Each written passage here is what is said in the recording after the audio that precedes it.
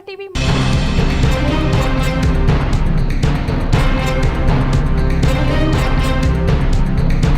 వేములవాడ రాజన్న ఆలయంలో భద్రత కరువవుతుందా? అవుననే సమాధానం వస్తుంది. అలాగే ఉన్నతాధికారుల పర్యవేక్షణ కొరబడుతుందా అంటే దానికి కూడా అదే సమాధానం వస్తుంది. సాక్షాత్తు గర్భాలయంలోని ఆలయ హుండీలకి కన్న వేయడం చూస్తుంటే పర్యవేక్షణ లోపం కొట్టొచ్చినట్లు కనిపిస్తుంది. మహాహుండీ నిండిపోయి 4 రోజులైంది. 4 రోజులుగా హుండీపై కన్నేసి మైనర్లు చోరీకి పాల్పడుతున్నా ఆలయ అధికారులు గాని ఎస్వీఎఫ్ సిబ్బంది గాని గుర్తించకపోవడం తీవ్ర విమర్శలకు తావిస్తోంది. రాజన్న గర్భాలయంలో మొత్తం 4 పెద్ద హుండీలు, 8 చిన్న హుండీలు ఉన్నాయి. ఇటీవలే భక్తుల నుంచి నగదు, మొక్కుబడి కానుకలు పెరిగి హుండీలు నిండిపోయాయి. ఈ క్రమంలో బుధవారం 3 మైనర్లు సాధారణ భక్తుల రాజన్న ఆలయం లోపలికి వచ్చి హుండీలోని నగదును దొంగిలిస్తూ సిబ్బందికి చిక్కారు. దాంతో పోలీసులకు సమాచారం అందించారు. వారి వద్ద నుంచి 2800 నగదును పోలీసులు స్వాధీనం చేసుకున్నట్లు సమాచారం. పోలీసు విచారణలో ఆదివారం కూడా 10,000 కాజేసినట్లు తెలిసిందే. ఆలయ ఎస్పీఎఫ్ భద్రతా సిబ్బంది ఇచ్చిన సమాచారం మేరకు వారిని విచారిస్తున్నట్లు వేములవాడ పట్టణ ఇన్ఛార్జ్ సిఐ శ్రీనివాస్ తెలిపారు. కాగా ఆలయంలో జరుగుతున్న వరుస సంఘటనతో భద్రతా వైఫల్యంతో పాటు సిబ్బంది నిఘా కొరవడంతో ఇంకా ఎన్ని చోద్యాలు జరుగుతాయో వేచి చూడాల్సిందే.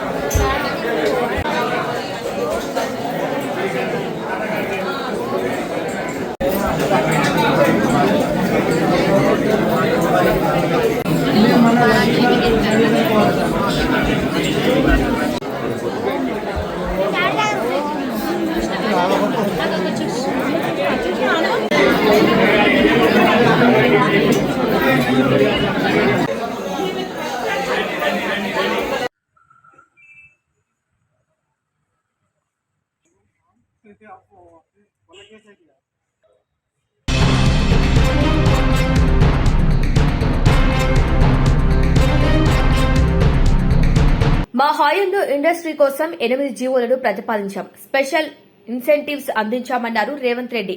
మాకు ఐటీ, ఫార్మా రంగాలు ఎంత ముఖ్యమో సినిమా ఇండస్ట్రీ కూడా అంతే ముఖ్యమన్నారు సీఎం.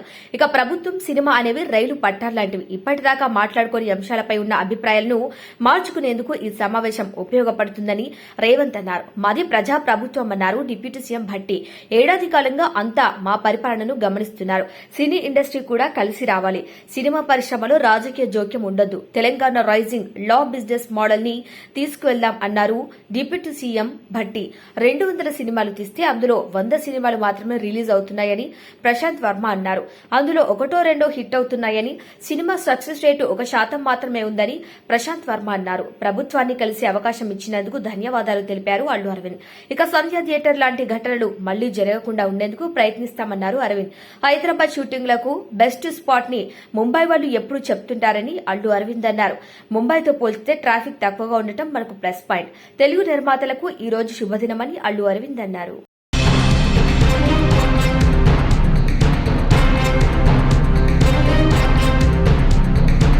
హుస్నాబాద్ పట్టణంలో రవాణా మరియు బీసీ సంక్షేమ శాఖ మంత్రి పొన్నం ప్రభాకర్ మార్నింగ్ వాక్ చేశారు.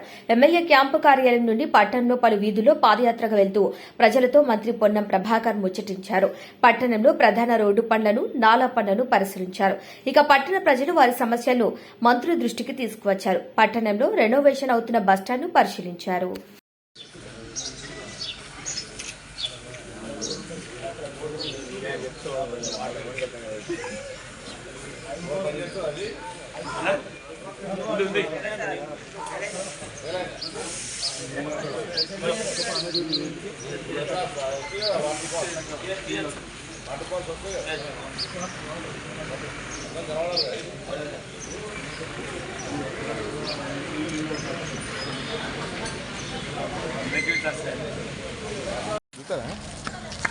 రాకతుంది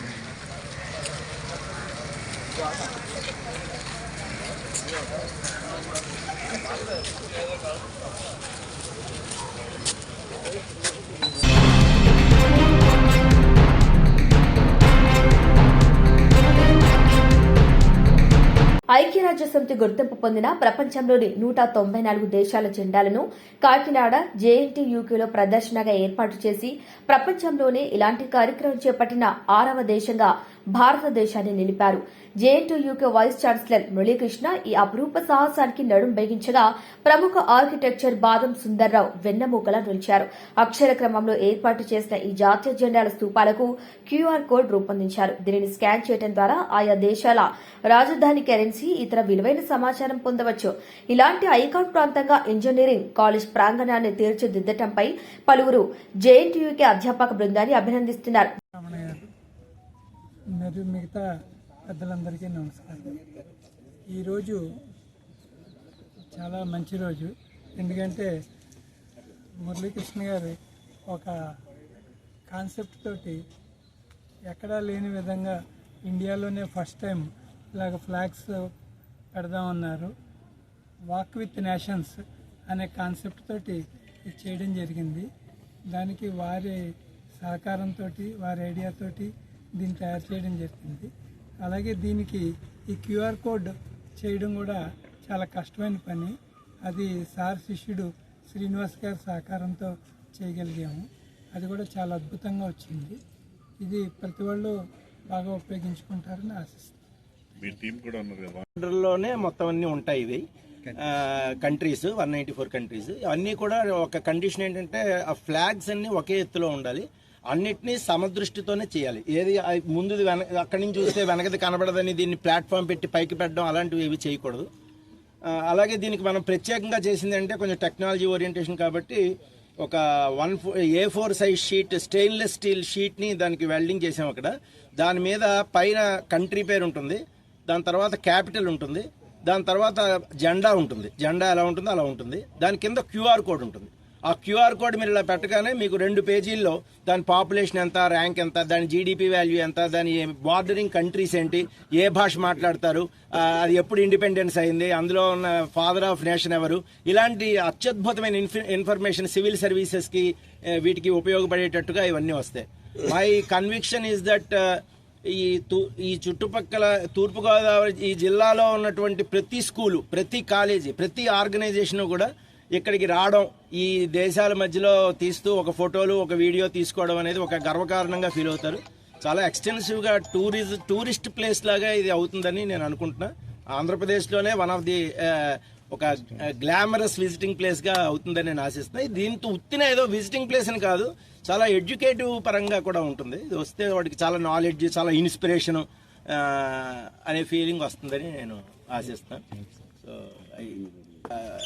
ప్రధానంగా మీకు అందరికీ తెలుసు కదా, యూనివర్సిటీ లెవెల్లో అడ్మినిస్ట్రేటివ్ హెడ్ అంటే రిజిస్ట్రార్ ఉంటారు, అకాడమిక్ హెడ్గా రెక్టార్ గారు ఉంటారు. సో ఈ అడ్మినిస్ట్రేటివ్ పరంగా రిజిస్ట్రార్ దీనికి చాలా సరైన డైరెక్షన్స్ ఇవ్వడం అవన్నీ చేసి చాలా పక్కాగా నైస్గా చేయడం జరిగింది. ఆయన ఈ వర్క్ని దీని గైడెన్స్, కన్స్ట్రక్షన్ డీటెయిల్స్, దీని కన్స్ట్రక్షన్ వెరిఫై చేయడం, దాని ఇవన్నీ కూడా ఇంజనీరింగ్ డిపార్ట్మెంట్కి చేశారు. అందువల్ల దీన్ని engineering department is led by chief engineer doctor Srinivasulu and DE Sunny Francis and AE రావే బాబు నవీన్ బెజ్జం. ఇద్దరు కూడా మా అదృష్టం ఏంటంటే డిఈ అండ్ ఏఈ ఇద్దరు కూడా ఇక్కడ మన ఓన్ స్టూడెంట్స్ వాళ్ళు. అందువల్ల వాళ్ళు ఏ పని చేసినా అసలు నిజంగా సండే అని లేదు, హాలిడే అని లేదు, చాలా ఎక్స్టెన్సివ్ వర్క్ ఉంటుంది ఇంజనీరింగ్ డిపార్ట్మెంట్లో. ముగ్గురు అలాగే చేస్తున్నారు. వాళ్ళ స్టూడెంట్లు అయితే వాళ్ళు ఇంకా మేము స్టూడెంట్లను చేసినట్టే ర్యాంకింగ్ చేస్తున్నాం. I profusely thank the engineering department and definitely నేను బాదం సుందరరావు గారితో అయితే అన్నది ఏంటంటే ఇంకో 70 సంవత్సరాలు అయితే నేను మీకు గ్యారంటీ ఇస్తాను సార్.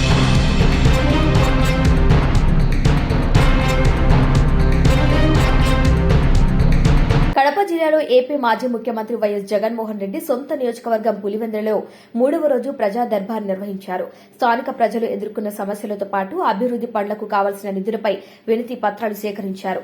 పెద్ద ఎత్తున పార్టీ నాయకులతో పాటు స్థానిక ప్రజలు అభివృద్ది అంశాలతో పాటు గృహాల పెండింగ్ బిల్లులు, మౌలిక వసతుల కల్పన, ఆరోగ్య సమస్యల బిల్లులకు సంబంధించి మంజూరు వ్యవహారాల వినతి పత్రాలను అందజేశారు. జగన్మోహన్ రెడ్డిని కలిసేందుకు నియోజకవర్గ ప్రజలు భారీ స్థాయిలో కార్యాలయం దగ్గరకు వస్తుండటంతో పోలీసులు కూడా భద్రతను కల్పించారు.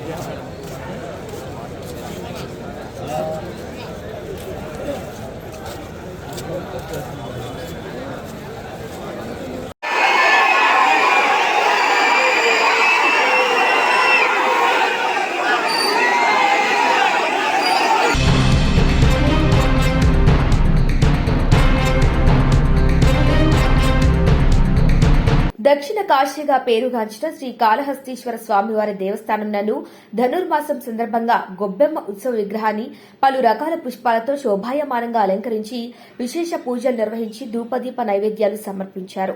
అనంతరం గొబ్బెమ్మ నగరోత్సవాన్ని కన్నుల పండుగగా నిర్వహించారు. ఈ కార్యక్రమంలో టెంపుల్స్ ఇన్స్పెక్టర్ హరిబాబు యాదవ్ మరియు దేవస్థానం అధికారులు, సిబ్బంది, భక్తులు పాల్గొన్నారు.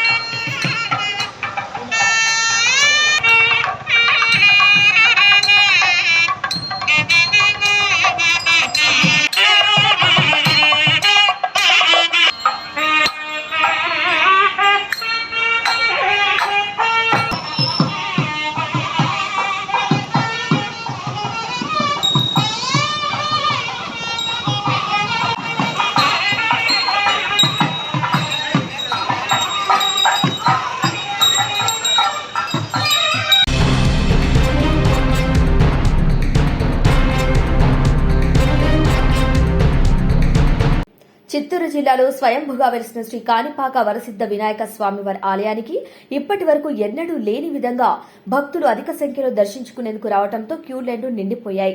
ఇక ఆలయం వెలుపల బారులు తీరారు. రాత్రి అయినప్పటికీ స్వామివారి దర్శనానికి భక్తుల రద్దీ తగ్గలేదు. ఇక సర్వ దర్శనానికి దాదాపు 4 గంటల సమయం పట్టడంతో భక్తులకు ఎలాంటి ఇబ్బందులు తలెత్తకుండా స్వామివారి దర్శన ఏర్పాట్లు చేసి తీర్థ ప్రసాదాలను ఆలయ ఈవో పెంచల కిషోర్ అందుబాటులో ఉంచారు. 25న సెలవు దినం కాబట్టి ఈరోజు మన కాణిపాకం దేవస్థానానికి పెద్ద సంఖ్యలో భక్తులు వచ్చేసారు. సో ఎక్కువ రష్ ఉండడం వల్ల వాళ్ళకి ఎటువంటి ఇబ్బంది కలగకుండా క్యూ లైన్స్ వాటిని కూడా మనం జాగ్రత్తగా మానిటర్ చేసి భక్తులందరికీ కూడా సక్రమంగా దర్శనం కలిగేలా ఏర్పాటు చేసుకున్నాం. హాలిడేస్ వల్ల హాలిడే అవ్వడం వల్ల ఎక్కువ మంది వచ్చారు. వాళ్ళకి ఎటువంటి అసౌకర్యం జరగకుండా చూసుకున్నాం.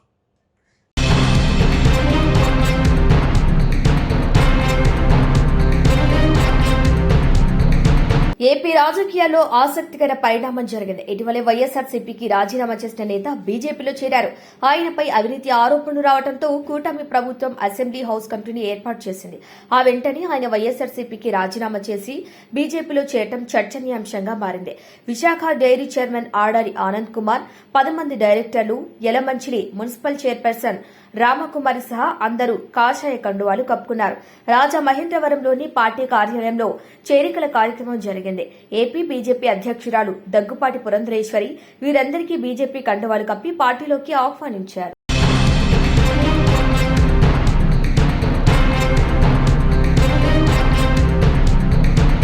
తెలంగాణ రాజకీయాల్లో ప్రస్తుతం హాట్ టాపిక్ గా మారిన ఫార్ములా ఈ కార్ రేస్ కేసులో ఏసీబీ మరింత దూకుడు పెంచింది.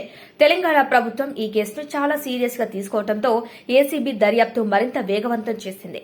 ఈ క్రమంలోనే ఫార్ములా ఈ కార్ రేస్ వ్యవహారంలో అవకతవకలు జరిగినట్లు ఫిర్యాదు చేసిన ఐఏఎస్ అధికారి దానకిషోర్ స్టేట్మెంట్ ను ఏసీబీ అధికారులు రికార్డు చేశారు.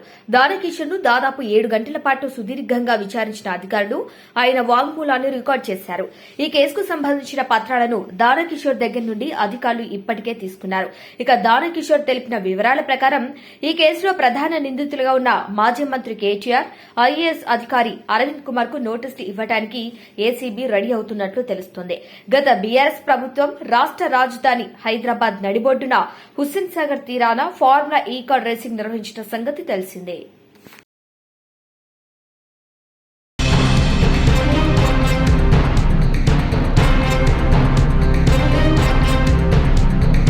ఇవి వాళ్ళ bulletin updates. Keep watching star TV.